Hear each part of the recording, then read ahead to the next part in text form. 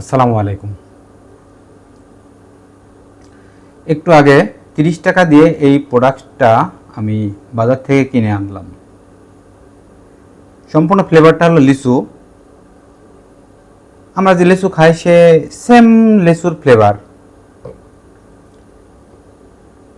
আমরা সবাই জানি যে এটা হলো বাচ্চাদের একটা প্রিয় খাবার। নামটা আমরা এভাবে বলি যে লিচি ড্রিঙ্ক। লিচি ড্রিঙ্ক আসলে এর ভিতরে কি আছে, আমরা বাচ্চাদের কি কিনে খাওয়াচ্ছি একবারও কি চিন্তা করি আমরা? তরল পানীয়, ভিতরে কিছু লিচুর লিচু ভাঙলে পারে বা কাটলে পারে যে ভিতরে সুন্দর লিচুর যে পাওয়া যায়, খাবার যে একটা আঁশযুক্ত সুন্দর লিচু লিচু পাওয়া যায়, সেম ওইরকমভাবে কাটিং দিয়ে লিচুটা এর ভিতরে কিছু ভরাট দেওয়া আছে। আসলে একটা লিচুর দাম হলো 3 থেকে 4 টাকা বা 5 টাকা। 5 টাকা দামের লিচু দিয়ে এইরকম একটা বোতল ভরে যদি বিক্রি করা যায় তাহলে কত টাকা দাম আসতে পারে? মিনিমাম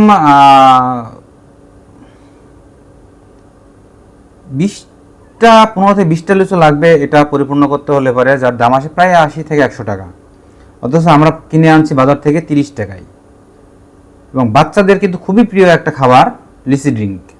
আমরা লিচি ড্রিঙ্ক বলেই সবাই চিনি। আসলে এর ভিতরে লিচুর কোনো কিছু আছে কি না আমরা কেউ কি জানি বা কখনো খেয়াল করছি বা চিন্তা করি? কোম্পানি এটা বানাইছে, সুন্দর করে লিখেও দিয়েছে যে এটা হলো সম্পূর্ণ ফ্লেভার এবং কেমিক্যাল দিয়ে বানানো। কি কি ফ্লেভার ব্যবহার করা হয়েছে এবং কি কি প্রোডাক্ট এর ভিতরে কি কি মেডিসিন ব্যবহার করা হয়েছে সব উল্লেখ করা আছে।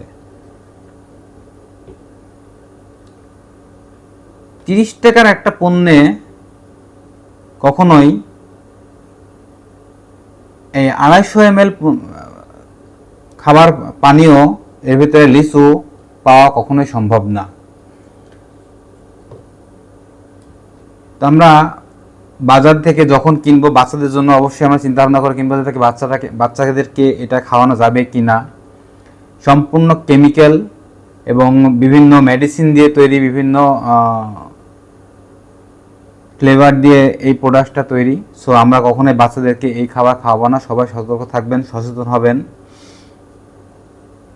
এটা মারাত্মক একটা ক্ষতি করে ফেলতে পারে আপনার বাচ্চার। কারণ আমরা লিচি ভেবে খাওয়াচ্ছি, কিন্তু আসলে তো এটা লিচি না, এটা সম্পূর্ণ ফ্লেভার, সম্পূর্ণ কেমিক্যাল এবং ফ্লেভার, মেডিসিন, বিভিন্ন রকমের মেডিসিন, ফ্লেভার, কেমিক্যাল দিয়ে এটা তৈরি।